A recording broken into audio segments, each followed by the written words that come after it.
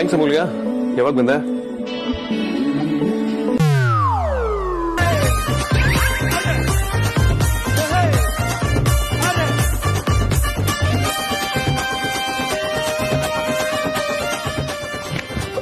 Vikrant Neena?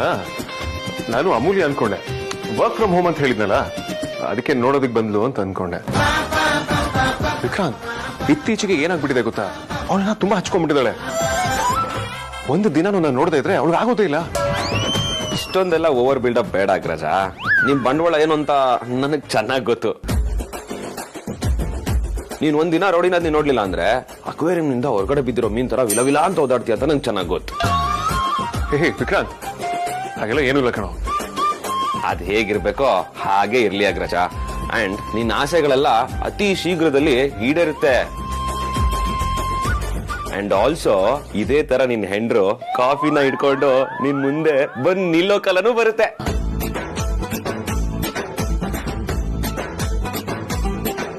In reality ಅವಳು coffee cup ತರ್ತಾಳೋ ಇಲ್ಲ ನೀನೇ ಅವಳೆದ್ರ ಕಾಫಿ ಇಟ್ಕೊಂಡು ನಿಲ್ಬೇಕಾಗುತ್ತೋ ಹೇಳಕ್ಕಾಗಲ್ಲ ಅಗ್ರಜ.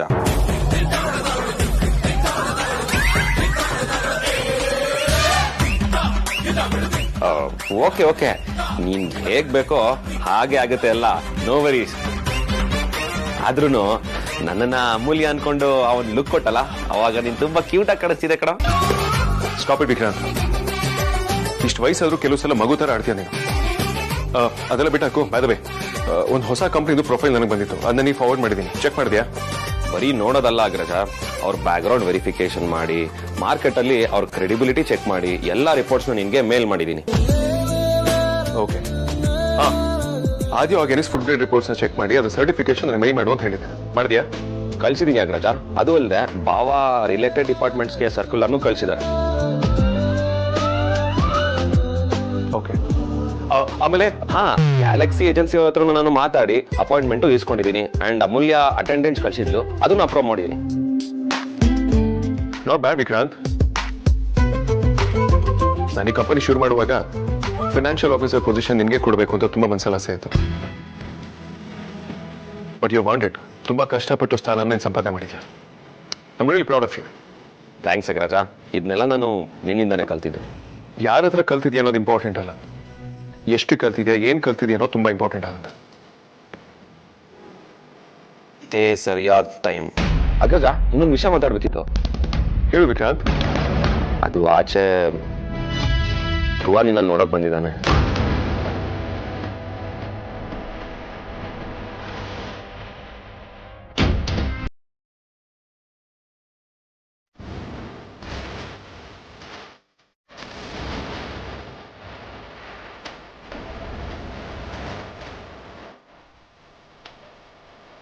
ಯಾರು ಹೊಸ ಅಕೌಂಟೆಂಟ್?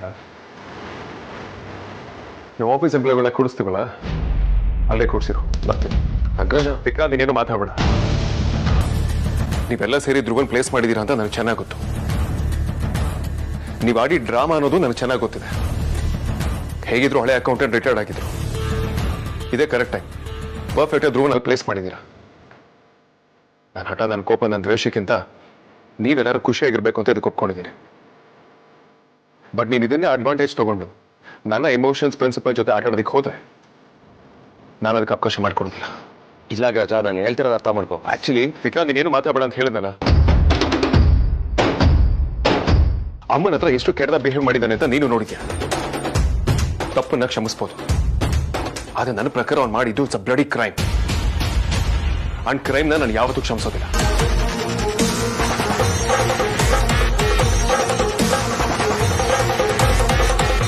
ಹೋಗು ಅಗ್ರಜ, ಹೋಗು. ಆದ್ರೆ ಕ್ರೈಮ್ ಮಾಡಿರೋದು ಧ್ರುವ ಅಲ್ಲ, ನೀನ್ ದೇವತೆ ಅನ್ಕೊಂಡಿರೋ ನಮ್ಮಮ್ಮ. She is the biggest criminal. ಆ ದಿನ ಬರುತ್ತೆ, ಸತ್ಯ ಗೊತ್ತಾಗೋ ದಿನ. ಅಲ್ಲಿ ತನಕ ಕಾಯಿ.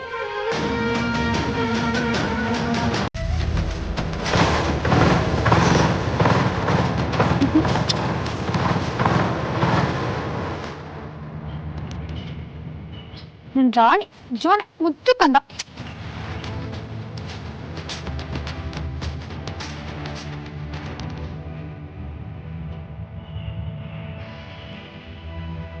ನಾನು ನೋಡ್ಸ್ಲಾ? ಬೇಡ ಬೇಡ, ರಾಣಿ ಕೆಟ್ಟೋಗಿದೆ. ಕೆಟ್ಟೋಗಿದ್ಯಾ? ಚೆನ್ನಾಗಿದ್ಯಲ್ಲ. ಈಗ ಕೆಟ್ಟೋಗುತ್ತೆ.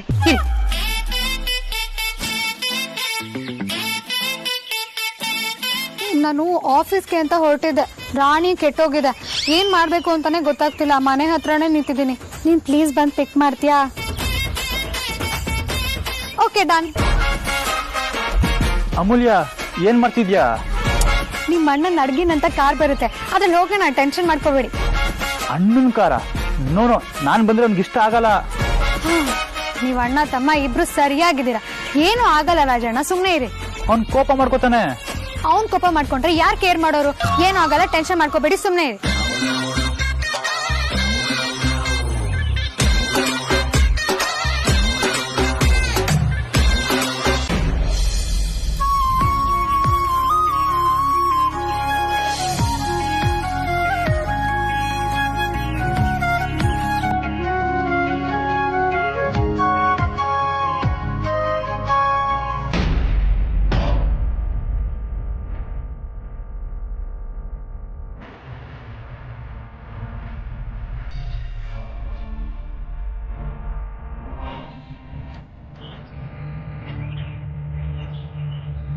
ರಾಜಣ್ಣ ಬನ್ನಿ ಕುತ್ಕೊಳ್ಳಿ.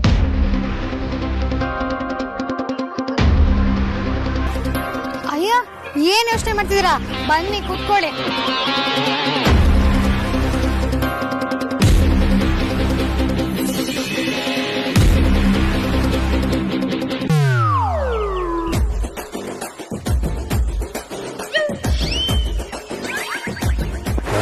ಬಂದಿದ್ದು ನೀನ? ನಾನು ಬರ್ತಿದ್ದೀನಲ್ಲ, ರಾಜಣ್ಣನು ನಾವ್ ಹೋಗೋ ಜಾಗಕ್ಕೆ ಅಲ್ವಾ ಬರೋದು, ಅದಕ್ಕೆ ಅವ್ರನ್ನ ಕೂರ್ಸ್ಕೊಂಡೆ. ಅವನ್ದಿದೆಯಲ್ಲ ಆಟೋ, ಅದ್ರಲ್ಲೇ ಬರೋದಕ್ಕೆ ಹೇಳು. ಇದೇ ಸಮಸ್ಯೆ ಇರೋದು ನಮ್ ದೇಶದಲ್ಲಿ. ನೀನೊಬ್ನೇ ಬರ್ತಿದ್ದೆ ತಾನೆ, ನಿನ್ಗೊಬ್ನಿಗೆ ಇಷ್ಟು ದೊಡ್ಡ ಕಾರ್ ಬೇಕಾ? ಪೆಟ್ರೋಲ್ ರೇಟು ಎಷ್ಟಾಗಿದೆ ಅಂತ ಗೊತ್ತು ತಾನೆ ನಿನಗೆ. ಟ್ರಾಫಿಕ್ ಅಲ್ಲಿ ಜಾಗ ಬೇರೆ ಜಾಸ್ತಿ ಬೇಕು. ಸುಮ್ನೆ ನ್ಯಾಷನಲ್ ಬೇಸ್ ಅಲ್ಲಿ ಯಾಕೆ ಮಾಡ್ಬೇಕು ಅಂತೀನಿ. ಹೇಗಿದ್ರು ನಿನ್ ಕಾರಲ್ಲಿ ಹಿಂದೆಗಡೆ ಸೀಟ್ 2 ಖಾಲಿ ಇರುತ್ತೆ, ಅವ್ರ ಹಿಂದೆಗಡೆ ಕುತ್ಕೊಂಡ್ ಬರ್ತಾರೆ. ಅವ್ರನ್ನೇನ್ ತಲೆ ಮೇಲೆ ಹೊತ್ಕೊಂಡು ಹೋಗ್ಬೇಕಾಗಿಲ್ಲ. ನೀನ್ ಸುಮ್ನೆ ಗಾಡಿ ಓಡಿಸು.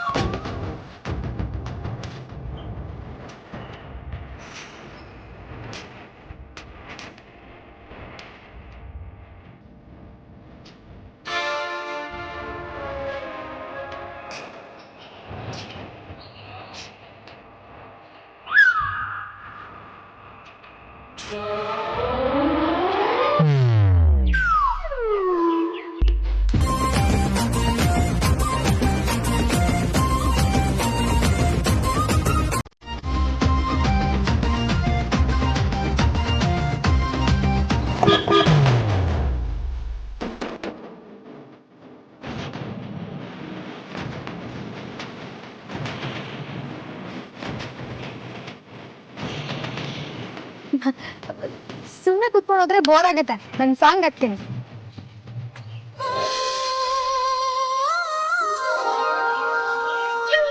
ಜೇನಿನ ಗೂಡು ನಾವೆಲ್ಲ ಬೇರೆಯಾದರೆ ಜೇನಿಲ್ಲ. ಜೇನಿನ ಗೂಡು ನಾವೆಲ್ಲ ಬೇರೆಯಾದರೆ ಜೇನಿಲ್ಲ. ಮನಗಳು ಸೇರಿದರೆ ತುಂಬಿದ ಮನೆಯಂತೆ. ಅಜ್ಜಿ, ಏನಾಯ್ತು ನಿಮ್ಗೆ? ಯಾಕೆ ಇಷ್ಟೊಂದು ಹಠ ಮಾಡ್ತಿದ್ದೀರಾ? ಮಧ್ಯಾಹ್ನದಿಂದ ಏನು ಊಟನೇ ಮಾಡಿಲ್ವಂತೆ? ಏನಿಲ್ಲ ಬಿಡಪ್ಪ, ನಾನ್ ತಿಂದ್ರೆಷ್ಟೋ ಬಿಟ್ರೆಷ್ಟೋ. ಊರ್ಗ್ ಹೋಗೋ ಅನ್ನತ್ತೆ, ಕಾಡು ಬಾ ಅನ್ನತ್ತೆ. ಅಜ್ಜಿ, ಯಾಕೆ ನೀವು ಹೀಗೆಲ್ಲ ಮಾತಾಡ್ತೀರಾ? ನಿಮ್ಮನ್ನ ಇಲ್ಲಿ ಪ್ರೀತಿಸೋರು ತುಂಬಾ ಜನ ಇದ್ದಾರೆ. ನೀವು ಹೀಗೆಲ್ಲ ಮಾತಾಡೋದು ನನಗೆ ಇಷ್ಟ ಆಗೋದಿಲ್ಲ. ನೋಡಿ, ಸುಮ್ಮನೆ ಬಾಯಿ ಮಾತಿಗೆ ಹೇಳ್ತೀರಾ ಅಷ್ಟೇ, ಏನೂ ಇಲ್ಲ ಅಂತ. ಅದೇ ನಿಜ ಆಗಿದ್ರೆ ನೀವು ಊಟ ತಿಂಡಿ ಬಿಟ್ಟು ಯಾಕೆ ಕೊಡ್ಬೇಕಿತ್ತು?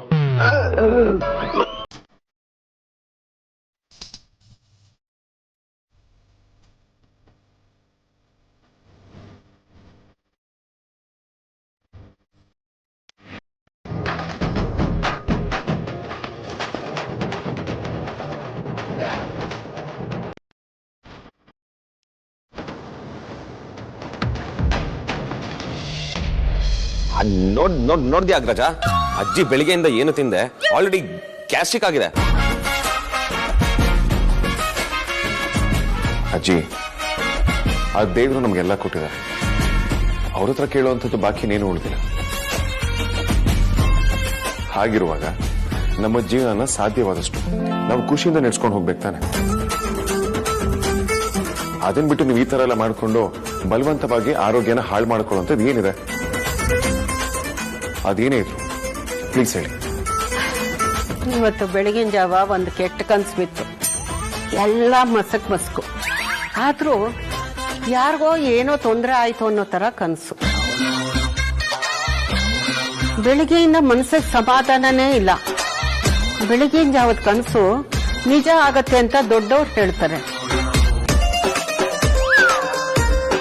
ಅದಕ್ಕೆ ದೇವಸ್ಥಾನಕ್ಕೆ ಹೋಗಿ ಗುರುಗಳ ಹತ್ರ ಕೇಳಿದೆ. ಅವರು ದಿವ್ಯ ದೃಷ್ಟಿ ಇರೋ ಸಿದ್ಧ ಪುರುಷರು. ಬರೀ ನಾನು ಹೇಳಿದ್ದನ್ನ ಕೇಳಿ ಅವ್ರು ಏನ್ ಹೇಳಿದ್ರು ಗೊತ್ತಾ? ನಾಳೆ ಬೆಳಗ್ಗೆ ದೇವಸ್ಥಾನಕ್ಕೆ ಬಂದು ಕೆಲವು ಬಡವರಿಗೆ ಅನ್ನದಾನ ಮಾಡಿಸಿ ಅಂತ ಹೇಳಿದ್ರು. ಆಮೇಲೇನು ಅಷ್ಟೇ ವಿಷಯ. ಅದಕ್ಕೆ ನೀವು ಊಟ ಬಿಡುವಂಥದ್ದು ಏನಿದೆ? ದೇವಸ್ಥಾನಕ್ಕೆ ಹೋಗಿ ಅನ್ನದಾನ ಮಾಡಿಸಿದ್ರಾಯ್ತು. ಯಾರು ಬೇಡ ಅಂತ ಹೇಳ್ತಿದಾರೆ? ಯಾರು ಬೇಡ ಅಂತಾರೋ ಏನೋ ಗೊತ್ತಿಲ್ಲ. ಆದ್ರೆ ಅದನ್ನ ಯಾರು ಮಾಡ್ಬೇಕು ಅಂತಲೂ ಗುರುಗಳು ಹೇಳಿದ್ದಾರೆ.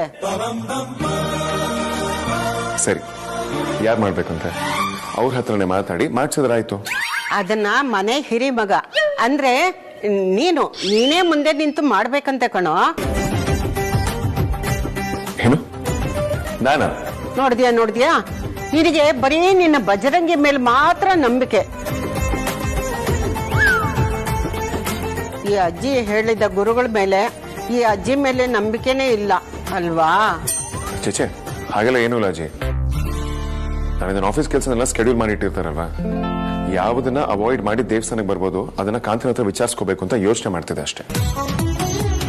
ನೀನು ನಾಳೆ ಯಾವುದೇ ಕಾರಣಕ್ಕೂ ದೇವಸ್ಥಾನಕ್ಕೆ ಬರೋದನ್ನ ತಪ್ಸಲ್ಲ ತಾನೇ? ಇಲ್ಲ ಅಜ್ಜಿ. ನೀನೇ ಮುಂದೆ ನಿಂತು ಅನ್ನದಾನ ಮಾಡ್ತೀನಿ ಪ್ರತಿಯೊಬ್ಬರಿಗೂ ಅಂತ ಭಾಷೆ ಕೊಡು. ಅಯ್ಯೋ ಅಜ್ಜಿ, ಇಷ್ಟಕ್ಕೆಲ್ಲ ಭಾಷೆ ಯಾಕೆ? ಕೊಡು ಅಂದ್ರೆ ಕೊಡ್ಬೇಕಪ್ಪ. ಯಾಕೆ ನಿನಗೇನಾದ್ರೂ ಡೌಟ್ ಇದೆಯಾ? ಹಾಗೆಲ್ಲ ಏನೂ ಇಲ್ಲ ಅಜ್ಜಿ. ಸರಿ, ನಾನೇ ಮುಂದೆ ನಿಂತು ಮಾಡಿಸ್ತೀನಿ.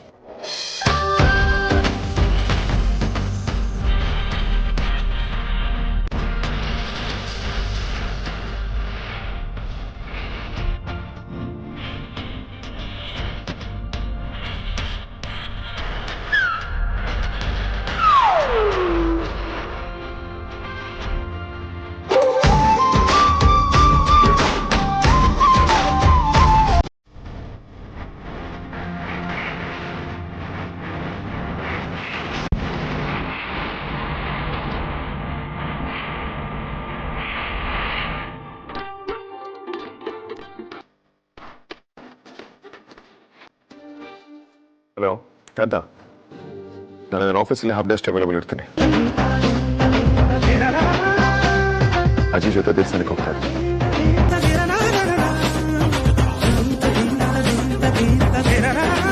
ನೀವು ದೇವಸ್ಥಾನಕ್ಕ ಏನ್ ಬಾಸ್ ವಿಶೇಷ? ಎಕ್ಸಾಕ್ಟ್ಲಿ ಏನ್ ಪ್ರೋಗ್ರಾಮ್ ಅಂತ ನನಗೂ ಗೊತ್ತಿಲ್ಲ. ಅಜ್ಜಿ ಏನೋ ಅನ್ನದಾನ ಮಾಡಿಸ್ಬೇಕು ಅಂತ ಅನ್ಕೊಂಡಿದ್ದಾರೆ. ನಾನೇ ಮುಂದೆ ನಿಂತು ಮಾಡ್ಕೊಡ್ಬೇಕಂತ. ಸರಿ ಬಾಸ್, ಒಳ್ಳೇದಾಗ್ಲಿ. ನಿಮ್ಮಿಂದಾಗಿ ಲೋಕ ಕಲ್ಯಾಣವಾಗ್ಲಿ. ನಿಮ್ಮ ಕಲ್ಯಾಣನು ನಿರ್ವಿಘ್ನವಾಗಿ ನೆರವೇರ್ಲಿ. ಅಮ್ಮ ಇಷ್ಟೊತ್ತಾದ್ರೂ ಮಲ್ಕೊಂಡಿದ್ದಾರೆ. ಇವತ್ತು ದೇವಸ್ಥಾನಕ್ಕೆ ಹೋಗ್ತೀವಿ ಅಂತ ಅಮ್ಮಗೆ ಇನ್ಫಾರ್ಮ್ ಮಾಡಿರ್ಲಿಲ್ವಾ? ಗೊತ್ತು ಅಗ್ರಜ, ನಾನೇ ಹೇಳಿದ್ದೆ. ಆದ್ರೆ ಯಾಕೆ ಮಲ್ಕೊಂಡಿದ್ದಾರೆ? ಯೂಶಲಿ ನಾವೆಲ್ಲರೂ ಹೊರಗಡೆ ಹೋಗ್ಬೇಕು ಅಂದ್ರೆ ಮೊದಲು ರೆಡಿ ಆಗ್ತಿದ್ದ ಅಮ್ಮ. ತುಂಬಾ ವಿಚಿತ್ರ ಅನಿಸ್ತದೆ.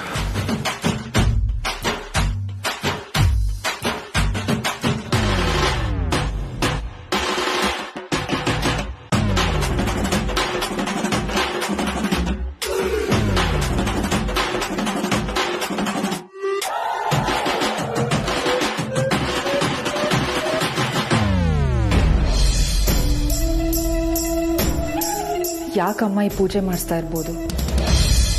ವಿಕ್ಕಿ ಹೇಳಿದ ವಿಷಯನೇನಾ ಅಥವಾ ಬೇರೆ ಇನ್ನೇನಾದ್ರೂ ವಿಷಯ ಇದೆಯಾ? ಅದು ವೇದಾಂತ್ ಕೈಯಲ್ಲಿ ಅನ್ನದಾನ ಮಾಡಿಸೋಷ್ಟು ಏನಿರ್ಬೋದು?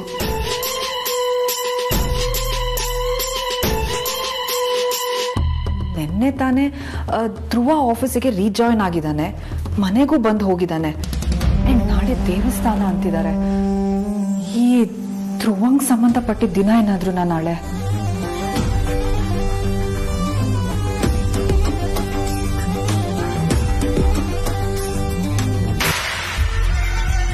ನಾಳೆ ಡೇಟು, ನಾಳೆ ಧ್ರುವನ್ ಬರ್ತ್ಡೇ.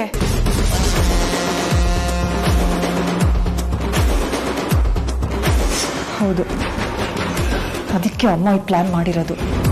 ತಮ್ಮನ ಬರ್ಡೇ ದಿನ ಅಣ್ಣನ ಕೈಲಿ ಅನ್ನದಾನ ಮಾಡಿಸೋ ಪ್ಲಾನು. ಇಬ್ರು ಒಂದು ಮಾಡೋ ಪ್ರೋಗ್ರಾಮ್. ಶಭಾಷ್, ನನ್ನ ಕಣ್ ಹಿಂದೆ ಇಷ್ಟೆಲ್ಲ ಮಾಡ್ತಿದ್ದೀರಾ. ಆದ್ರೆ ನಾನು ಸುಹಾಸಿನಿ ವಸಿಷ್ಠ. ಇವ್ರು ಏನೇ ಪ್ಲಾನ್ ಮಾಡಿದ್ರು ಎಲ್ಲ ನನಗೆ ಗೊತ್ತಾಗುತ್ತೆ.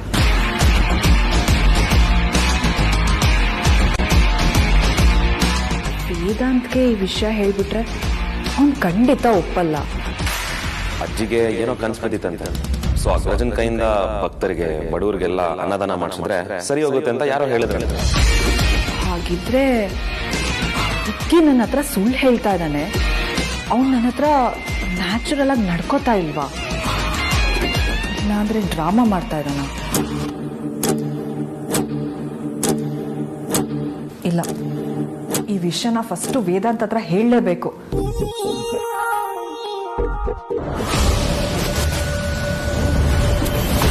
ಅರೆ ಸುಹಾಸಿನಿ, ಎಲ್ಲಿಗೆ ಹೊರಟಿದ್ಯಾ? ಅದೆಲ್ಲ ನಿನಗೆ ಯಾಕೆ, ಏನ್ ವಿಷಯ ಅಂತ ಹೇಳು. ನೀನು ಆಗ್ಲೇ ಆದ್ಯ ಹತ್ರ ಅದೇನೋ ಹಾರ್ಮೋನ್ ಇಂಬ್ಯಾಲೆನ್ಸ್ ಅಂತ ಹೇಳ್ತೀಯಂತೆ, ಅದನ್ನ ಅವಳೇ ನನಗೆ ಹೇಳಿದ್ದು. ಅದಕ್ಕೆ ಅವಳು ಇದನ್ನ ಕಳಿಸಿದ್ದಾಳೆ. ತಗೋ ಕೊಡಿ.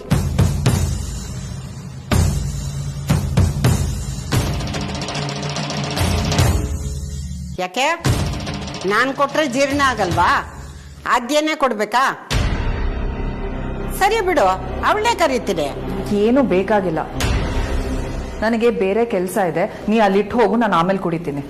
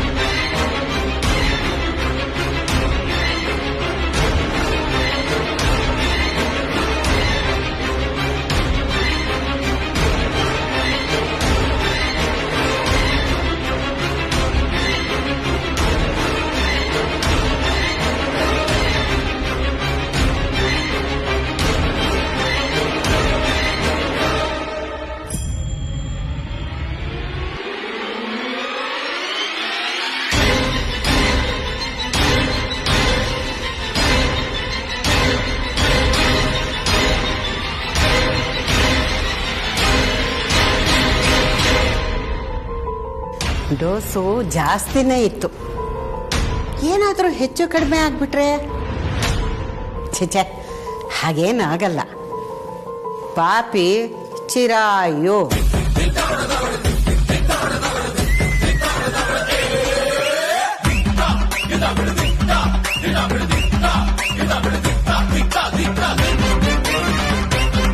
ನನ್ನ ಕಾಟ ಕೊಟ್ಟಿದ್ದು ಮುಗೀತಾ ಅಥವಾ ಇನ್ನೇನಾದ್ರೂ ಬಾಕಿ ಇದೆಯಾ? ಅದು ನಿಂಗೆ ಲೈಟ್ ಆಗಿ ಕಾಟ ಕೊಡೋಣ ಅಂತ ಬಂದೆ. ಅಲ್ಲ, ನಿಂಗೆ ಸರ್ಪ್ರೈಸ್ ಕೊಡೋಣ ಅಂತ ಬಂದೆ. ನಂಗೆ ನಿನ್ನ ನೋಡ್ಬೇಕು ಅನ್ನಿಸ್ತು, ಅದಕ್ಕೆ ಬಂದೆ.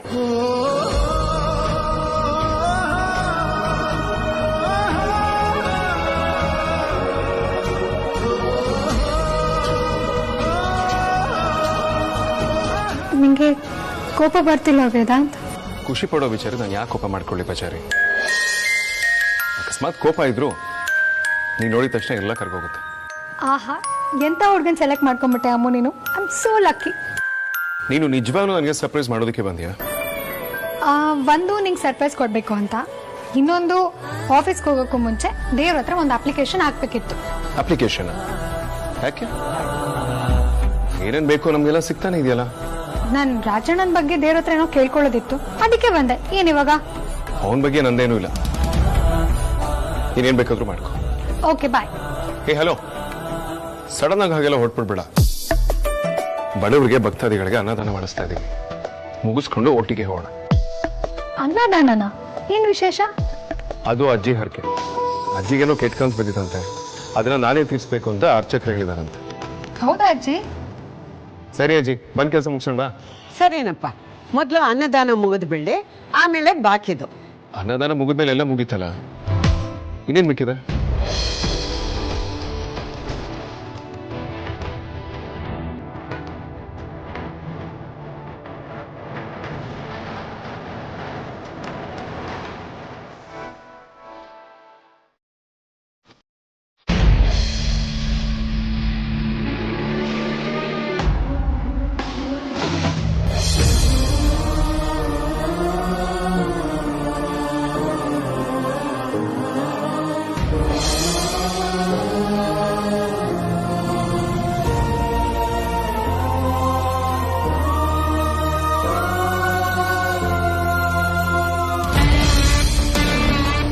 ಯಾಕಮ್ಮ ಟೆನ್ಷನ್ ಆಗ್ತಾ ಇದೆಯಾ?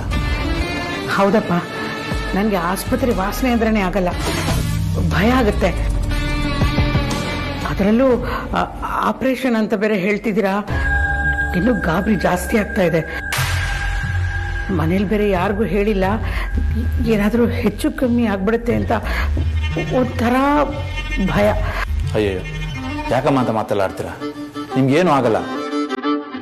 ಅಷ್ಟಕ್ಕೂ ನಿಮ್ಗೇನು ಹಾಕೋ ನಾವು ಬಿಡೋದು ಇಲ್ಲ ನೋಡಿ. ನಿಮ್ಮನ್ನ ಬರೀ ಬಾಯಿ ಮಾತುಗೋಸ್ಕರ ನನ್ನ ತಾಯಿ ಥರ ಅಂತ ಅನ್ಲಿಲ್ಲ ಅಮ್ಮ. Real I mean it. ನಾನಿದ್ದೀನಿ, ನಿಮ್ಗೇನು ಆಗಲ್ಲ, ಧೈರ್ಯವಾಗಿರಿ. ಹಾಂ,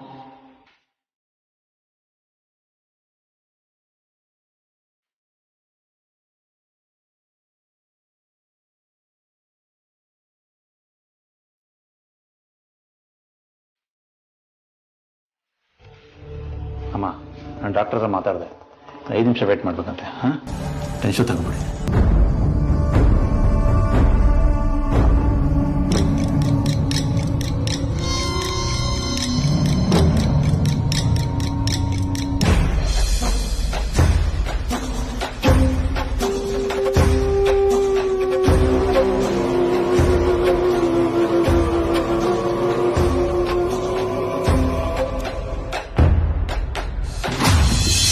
ವಾಟ್ ನಾನ್ಸೆನ್ಸ್!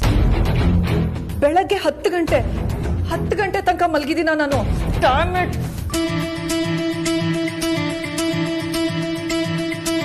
ನೀನ್ ಆಗ್ಲೇ ಆದ್ಯ ಹತ್ರ ಅದೇನೋ ಹಾರ್ಮೋನ್ ಇಂಬ್ಯಾಲೆನ್ಸ್ ಅಂತ ಹೇಳಿದೆಯಂತೆ, ಅದನ್ನ ಅವಳೇ ನನಗೆ ಹೇಳಿದ್ದು. ಅದಕ್ಕೆ ಅವಳು ಇದನ್ನ ಕಳಿಸಿದ್ದಾಳೆ. ತಗೋ ಕೊಡಿ.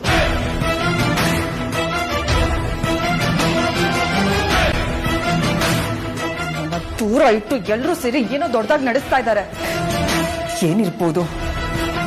ಅಬ್ಬಬ್ಬ ಅಂದ್ರೆ ದೇವಸ್ಥಾನದಲ್ಲಿ ಏನಾಗ್ಬೋದು?